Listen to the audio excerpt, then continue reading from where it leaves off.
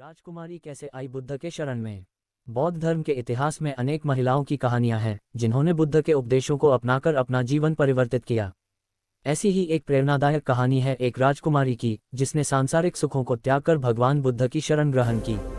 ये कथा हमें त्याग, ज्ञान और आत्मज्ञान की ओर प्रेरित करती है। 1. राजकुमारी का जन्म और प्रारंभिक जीवन। प्राचीन भारत में एक समृद्ध राज्य था जहाँ के राजा और रानी धर्मपरायण थे। उनकी एक सुंदर और गुणवान पुत्री थी जिसका नाम सुमित्रा था। कथा में विभिन्न नाम मिलते हैं, यहाँ हम उसे सुमित्रा कहेंगे। राजकुमारी सुमित्रा बचपन से ही सौंदर्य, कला, संगीत और शास्त्रों में पारंगत थी। राजमहल में रहते हुए भी सुमित्रा का हृदय आध्यात्मिक चिंतन में लगता था। वह भोग विलास की वस्तुओं से अधिक जीवन के गूढ़ प्रश्नों में रुचि रखती थी। जब वह बड़ी हुई तो उसका विवाह किसी पड़ोसी राज्य के राजकुमार से करने की योजना बनाई गई, परंतु उसकी अंतरात्मा में शांति नहीं थी। 2.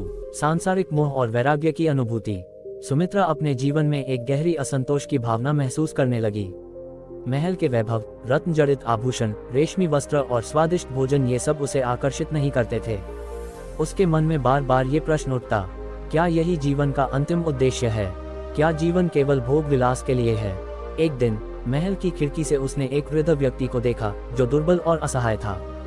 उसने एक बीमार व्यक्ति को देखा जो पीड़ा में कराह रहा था। फिर उसने एक शवयात्रा को गुजरते देखा। ये दृश्य उसे झकझोर गए। राजकुमारी ने अपनी दासी से पूछा, ये सब क्या है?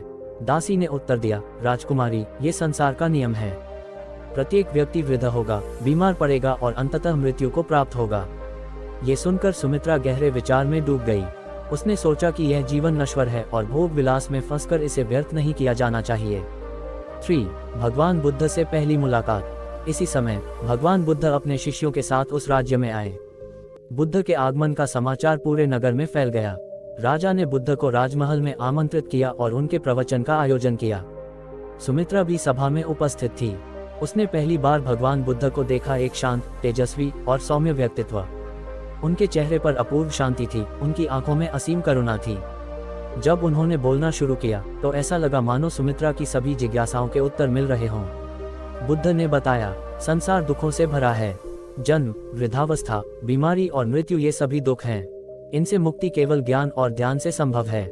सुमित्रा के हृदय में परिवर्तन की ज्वाला जल उठी। उसने निश्चय किया कि अब वह सांसारिक सुखों का त्याग करेगी और बुद्ध की शरण में जाएगी। 4. वैराग्य की ओर कदम। राजमहल में लौटने के बाद सुमित्रा ने अपने माता पिता से निवेदन किया कि वह संन्यास लेना चाहती है। ये सुनकर राजा और रानी अत्यंत दुखी हुए। राजा ने कहा, पुत्री, तुम हमारे एकमात्र संतान हो। हमारा वंश आगे कौन बढ़ाएगा? तुम्हें इस राज्य की महारानी बनना है। रानी ने भी आग्रह किया, बेटी, जीवन में सुख दुख आते रहते हैं, परंतु एक स्त्री के लिए गृहस्थ जीवन ही उचित है।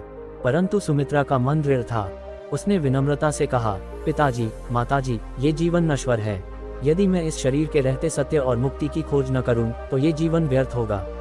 मैं बुद्ध के मार्ग पर चलना चाहती हूँ। राजा रानी दुखी थे, लेकिन वे अपनी पुत्री की दृढ़ता देखकर सहमत हो गए। 5.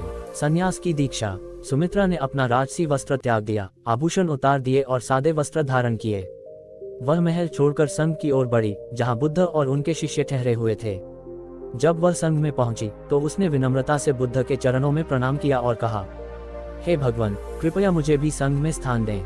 मैं सांसारिक बंधनों से मुक्त होना चाहती हूँ। बुद्ध ने शांत भाव से उसे देखा और कहा, बेटी, संन्यास का मार्ग कठिन है। ये केवल उन लोगों के लिए है जो धैर्यवान और समर्पित हैं। क्या तुम सच में इसके लिए तैयार हो? सुमित्रा ने दृढ़ता से उत्तर दिया, हाँ भगवान। बुद्ध ने उसे संघ में दीक्षा दे दी। अब वह भिक्षुणी सुमित्रा बन गई। 6. भिक्षुणी जीवन और आत्मज्ञान की ओर यात्रा। संघ में सुमित्रा ने कठोर साधना शुरू की। वह ध्यान, विनय, करुणा और उपदेशों का पालन करने लगी। वह गांव-गांव जाकर भिक्षा मांगती, लोगों को धर्म का उपदेश देती और स्वयं भी ध्यान में लीन रहती। धीरे धीरे उसका अहंकार समाप्त हो गया, मोह समाप्त हो गया और वह भीतर से पुनर्तः शांत हो गई। एक दिन ध्यान में बैठे हुए उसे आत्मज्ञान प्राप्त हुआ। उसने अनुभव किया कि संसार में सब कुछ परिवर्तनशील है और केवल निर्वाण ही सच्चा सुख है। 7. उपसंहार। राजकुमारी सुमित्रा अब एक आत्मज्ञानी भिक्षुणी बन चुकी थी। वह बुद्ध के सिद्धांतों का प्रचार करने लगी और अनेक लोगों को सत्य के मार्ग पर चलने की प्रेरणा दी। ये कथा हमें सिखाती है कि जीवन में सबसे महत्वपूर्ण चीज आत्मज्ञान और सत्य की खोज है। सांसारिक सुख क्षणिक है, लेकिन धर्म और सत्य का अनुसरण करने से हमें वास्तविक शांति प्राप्त होती है। इस प्रकार एक राजकुमारी से भिक्षुनी बनने की यह यात्रा न केवल बौद्ध धर्म के अनुयायियों के लिए बल्कि सभी के लिए प्रेरणादायक है। तो दोस्तों, कहानी आपने सुना, कहानी कैसी लगी, अच्छा लगे तो कमेंट करके जरूर बताना मेरे को। मिलते हैं नेक्स्ट वीडियो में, तब तक लिए जय हिंद जय भारत। एक ऐसी कहानी और हम लेके आप लिए लाते रहेंगे। अगर हमारा वीडियो अच्छा लगे तो लाइक शेयर ज़रूर करो। मिलते हैं नेक्स्ट वीडियो में।